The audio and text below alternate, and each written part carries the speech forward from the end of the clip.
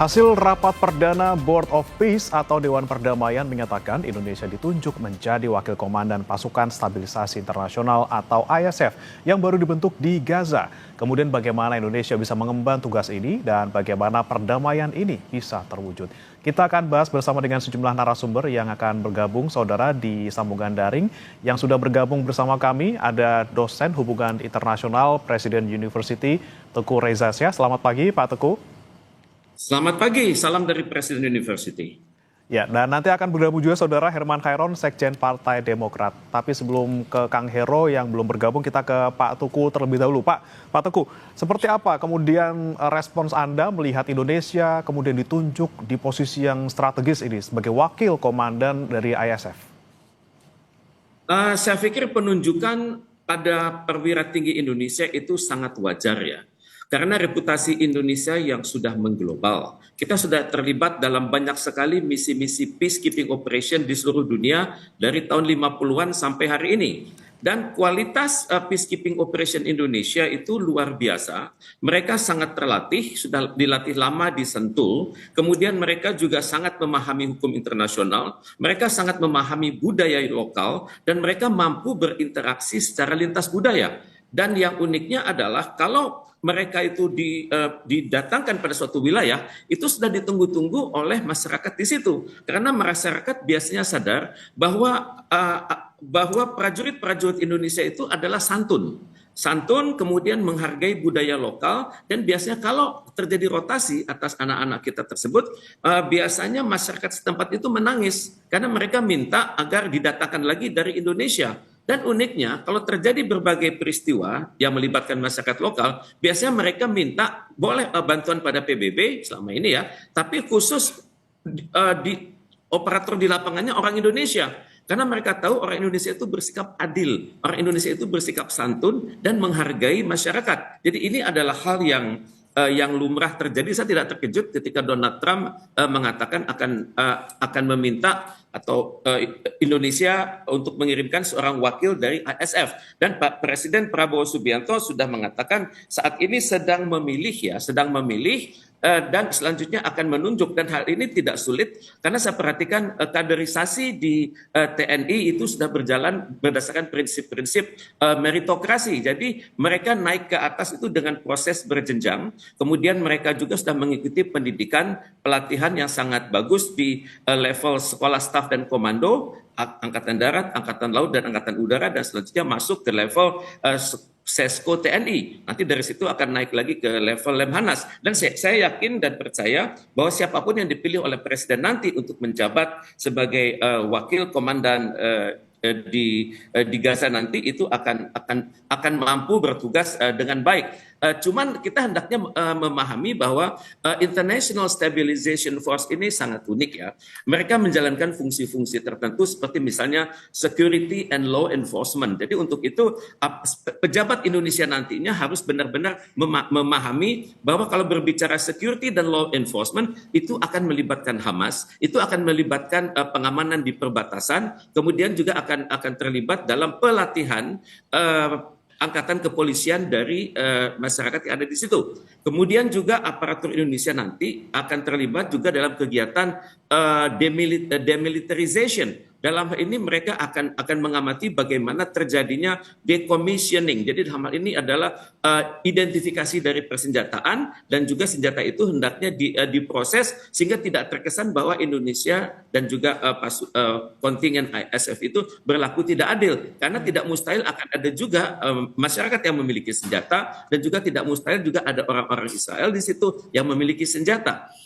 Kemudian tugas lain dari International Stabilization Force itu adalah humanitarian protection. Jadi untuk itu pimpinan kita nanti di sana dan juga awak dari International Stabilization Force itu harus punya kemampuan mengamati bagaimana jalur-jalur keluar masuk dari Gaza itu dan keluar. Dan juga mereka harus mengamati juga bagaimana secara bertahap pasukan Israel itu meninggalkan lokasi. Jadi ini adalah hal yang tidak mudah, dan saya yakin sebelum anak-anak kita diberangkatkan ke sana mereka sudah tersiapkan untuk itu. Kemudian juga nanti dalam berhubungan dengan pimpinan pimpinannya konon akan ditunjuk Mayor General Jasper Jeffers dari Amerika Serikat. Akan terjadi masalah baru, semoga bisa diatasi karena Mayor General Jasper Jeffers ini akan menginduk kepada United Nations Central Command atau CENTCOM, dan selama ini kita belum pernah masuk ke dalam CENTCOM. Nah, jadi untuk itu kita hendaknya menyiapkan suatu transisi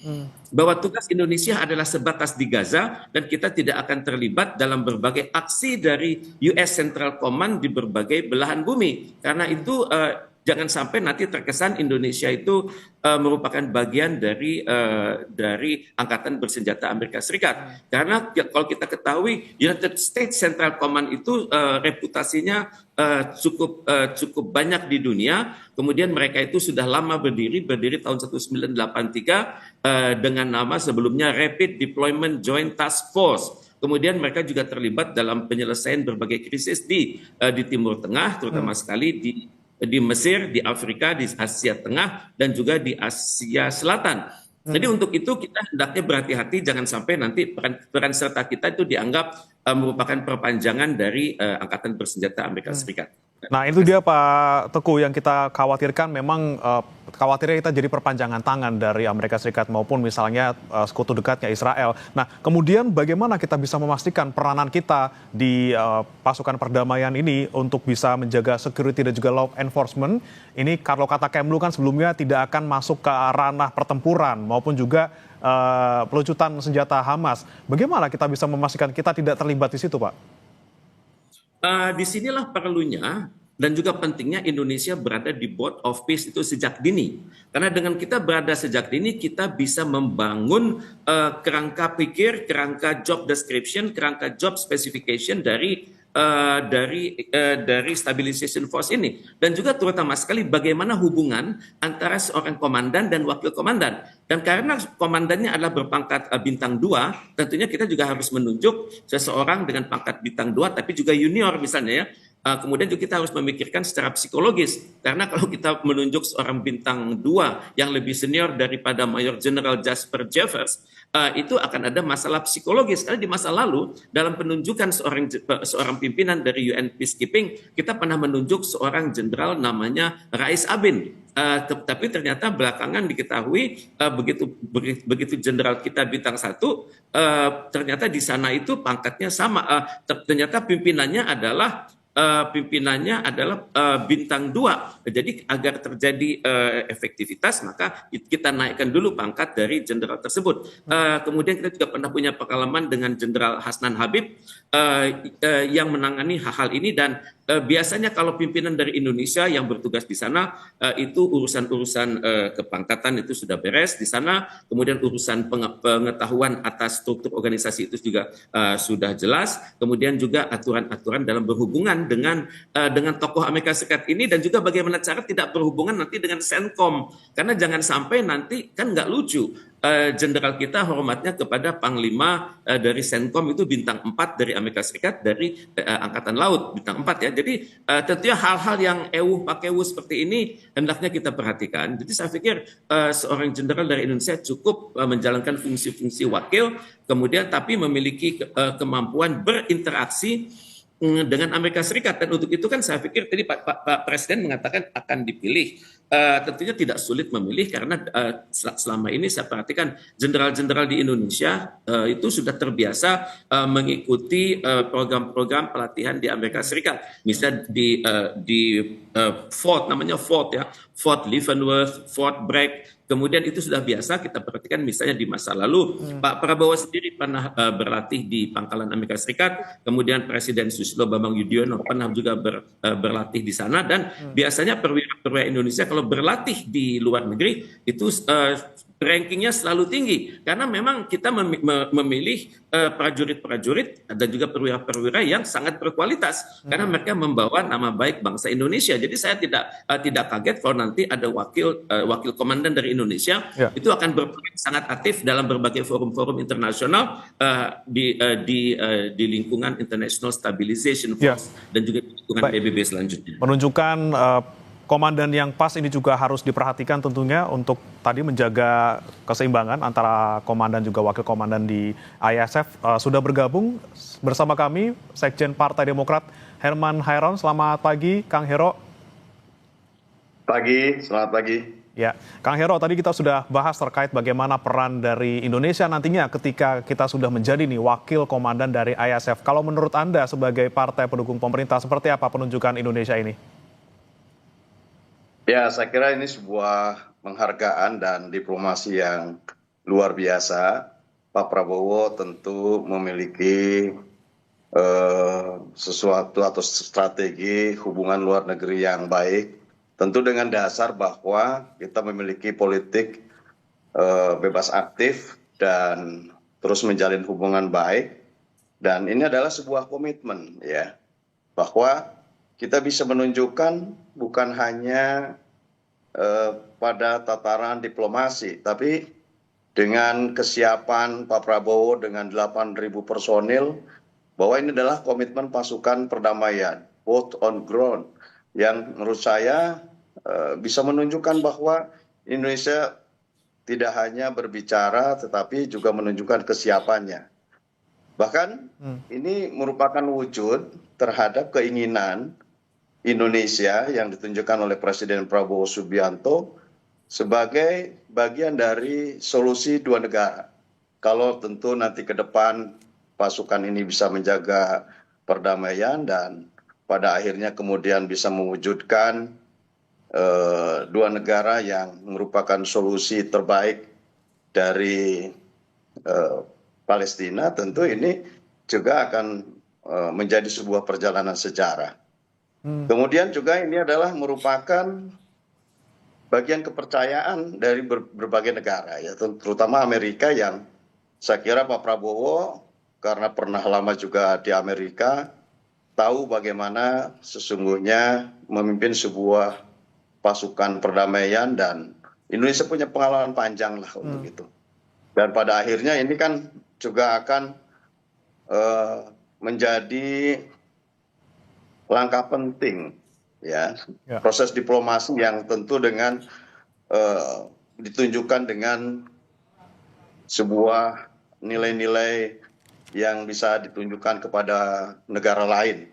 Dan ini akan menurut saya akan menjadi kekuatan penting Indonesia ke depan. Ya, oke. Kang Hero, ini yang jadi pertanyaan kami juga. Ini kan Kementerian Luar Negeri dari tanggal 15 Februari sudah menegaskan bahwa Indonesia tidak akan pernah terlibat dalam pertempuran maupun juga demilitarisasi Hamas seperti itu. Tapi dengan peran Indonesia sekarang sebagai wakil komandan dari ISF, kemudian bagaimana kita bisa tidak terlibat kalau kita saja sudah jadi wakil komandannya seperti itu? Ya kan ini kan sudah satu board, ya. Artinya kan menurut saya ini sebuah proses, ya, sebuah proses transisi. Jadi dan dengan bagian penting di dalam proses transisi dan menjadi wakil komandan di pasukan perdamaian ini, saya yakin punya cara lah. Punya cara bagaimana pendekatan-pendekatan penting antar kedua negara, diplomasi yang panjang tentu harus diteruskan, dan tentu pada akhirnya ya kita bisa menciptakan perdamaian di sana. Ya kita lihat saja, dan saya meyakini Presiden Prabowo akan punya kemampuan untuk sampai ke arah perdamaian itu. Baik. Pertanyaan yang sama saya tujukan ke Pak Teguh. Pak Teguh, kita sebagai wakil, posisi kita strategis di samping dari komandan dari ISF. Ini kita semakin strategiskah, punya daya tawar yang besarkah juga untuk tidak ikut dalam demilitarisasi, atau justru kita nanti ikut di ikut komandannya seperti itu? Terima kasih. Pandangan dari Bapak Herman Hairon itu sangat jelas itu, karena kita memiliki pengalaman yang sangat banyak di berbagai forum internasional. Banyak sekali misi perdamaian yang sudah kita lakukan di berbagai belahan bumi, dan tentunya kita memiliki data terbaik yang disebut best practices. Dan saya sangat berharap best practices itu dapat dibagikan Indonesia, karena dibandingkan negara-negara lain, ya kita termasuk negara yang paling kaya pengalaman, dan kita termasuk negara yang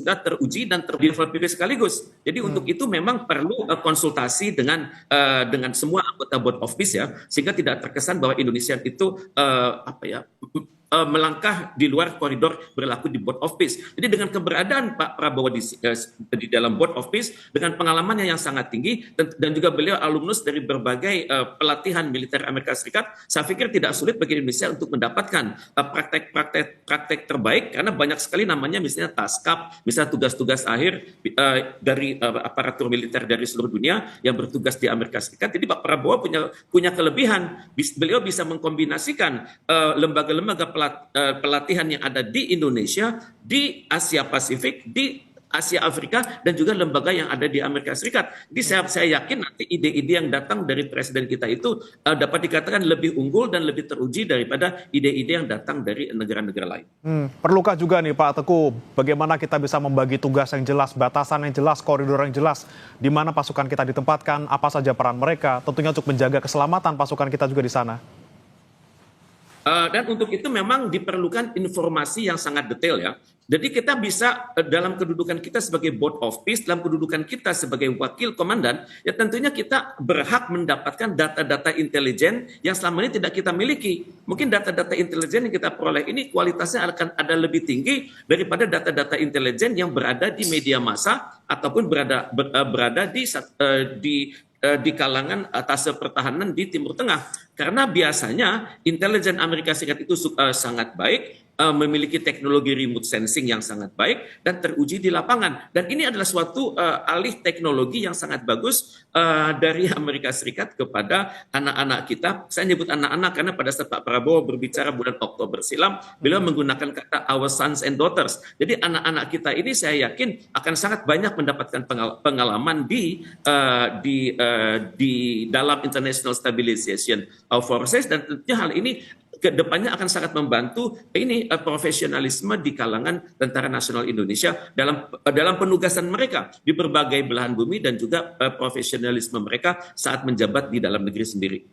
Baik, informasi intelijen sebagai wakil komandan ISF tentunya akan didapatkan Indonesia, tapi saya mau ke Kang Hero dengan kita sebagai wakil lagi-lagi gitu ya, dengan banyaknya informasi intelijen yang bisa kita terima, kemudian juga bisa memastikan posisi-posisi kita di mana saja, batasan-batasan kita di mana saja. Ini bagaimana kita bisa menjamin keselamatan pasukan kita di sana, Kang Hero? Ya, kita bisa melihat dulu ya dari sebuah tujuan bahwa apa yang hari ini diberikan kepercayaan kepada Indonesia ini merupakan keberhasilan dalam penguatan soft power dan kepemimpinan global. Ini dulu yang penting. Dan tentu yang kedua, kita lihat dari komitmen Presiden Prabowo bahwa dengan mempersiapkan personil yang profesional dan kemudian memberikan kepercayaan tingkat internasional pada hari ini karena dijadikan sebagai wakil komandan, dan tentu ini merupakan sebuah kepercayaan yang bernilai dan dipandang bahwa Indonesia ya cukup mumpuni dalam posisi menjadi sebuah negara yang mampu untuk menciptakan perdamaian dunia. Peran aktif ini tentu akan memperkuat posisi Indonesia dalam forum-forum multilateral lainnya, termasuk menurut saya dalam upaya bagaimana mereformasi Dewan Keamanan PBB di masa depan. Dan ini merupakan langkah maju lah gitu ya. Dan bagaimana teknisnya nanti tentu berkaitan dengan tingkat keamanan dan lain sebagainya. Ini kan bukan hanya menjadi tanggung jawab Indonesia, tentu ada beberapa negara yang telah bergabung di Board of Peace yang tentu juga di dalamnya ada Amerika Serikat, kemudian ada Israel dan lain-lainnya yang tentu akan membawa hal-hal yang lebih penting kepada meja perdamaian. Dan kita berharap bahwa dengan adanya pasukan perdamaian ini bukan berarti kemudian kita terjun dalam sebuah konflik peperangan, tetapi justru dengan adanya ini adalah merupakan transisi pemerintahan menuju kepada pemerintahan yang teknokratis dan berjalan dengan damai, dan pada akhirnya kita bisa mewujudkan two-state solution. Oke, tadi juga sempat saya bahas bersama dengan Pak Teguh soal siapa kira-kira pemimpin ataupun komandan yang tepat untuk bisa memimpin Indonesia sebagai wakil komandan ISF di Gaza. Kalau menurut Kang Hero nih sebagai partai pendukung pemerintah, ada nggak nama yang diusulkan ataupun misalnya pandangan terkait dengan siapa komandannya? Saya kira banyak pilihan ya, dan tentu kalau melihat dari perjalanan sejarah, Pak SBY sendiri pernah menjadi komandan pasukan perdamaian di beberapa negara yang saya kira dari pengalaman-pengalaman panjang kemudian bisa didiskusikan dengan Pak Prabowo yang juga punya pengalaman panjang di dalam dunia militer dan bisa menilai sesungguhnya siapa. Tentu ini kita serahkan saja profesionalitas kepada pimpinan negara ini untuk menunjuk siapa yang tepat untuk bisa memimpin pasukan perdamaian dari Indonesia dan tentu akhirnya ini bisa mewujudkan misi negara bersama dengan negara-negara lainnya yang pada akhirnya bisa menciptakan perdamaian dunia. Oke, baik. Tentunya selain soal jumlah pasukan yang akan dikirim ke sana, tentunya kita juga bicara soal biaya, tentunya biaya yang kita harus keluarkan untuk bisa mengirimkan pasukan kita ke sana. Bagaimana kemudian dari Partai Demokrat melihat kemampuan kita sebagai sebuah negara di Indonesia yang mungkin punya fiskal yang sedang terjepit juga sekarang. Bagaimana Kang Hero melihatnya? Ya semuanya sudah dalam perhitungan menurut saya. Karena pasti ya bukan kita hanya terjun dalam sebuah komitmen mewujudkan perdamaian dunia dengan mengirimkan pasukan dan berkonsekuensi terhadap biaya. Tapi pada sisi lain menurut saya ada tingkat kepercayaan yang semakin baik terhadap Indonesia dan ini sesungguhnya juga akan menciptakan sebuah opportunity ya dan ini akan berkembang menurut saya kepada diplomasi ekonomi dan lainnya. Tentu ada sesuatu yang ini menjadi bagian penting dalam prestasi bangsa kita, juga ini bisa mendatangkan hal lain. Dalam konteks politik dunia, kita semakin aktif, semakin bisa menunjukkan kapasitas, profesionalitas, dan bisa berhasil mewujudkan apa yang menjadi keinginan banyak bangsa-bangsa. Saya kira pada sisi lain juga ini juga akan mewujudkan opportunity lain yang juga bisa meningkatkan perekonomian bangsa. Dan kewajiban menciptakan perdamaian dunia kan bukan hanya menjadi kewajiban bangsa kita.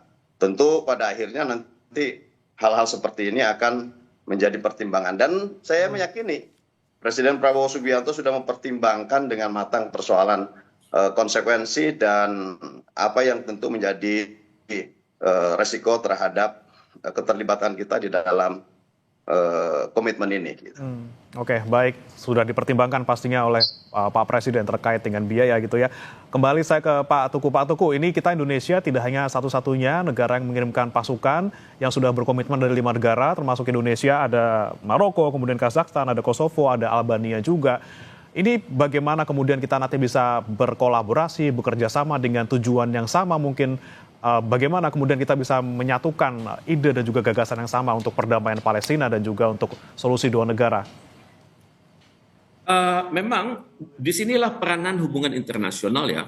Kita memiliki hubungan baik dengan negara-negara tersebut di level bilateral, misalnya dengan Maroko, dengan Albania, dengan Kosovo, dengan Kazakhstan. Dengan adanya hubungan baik tersebut, maka kita sudah mengerti bagaimana proses perkembangan militer dan kepolisian yang ada di sana. Bahkan kalau nanti misalnya dari Turki juga akan ada timnya, kita juga sudah memiliki hubungan yang baik dengan Turki, apalagi di dalam berbagai forum-forum kerjasama bilateral dan juga MIKTA misalnya.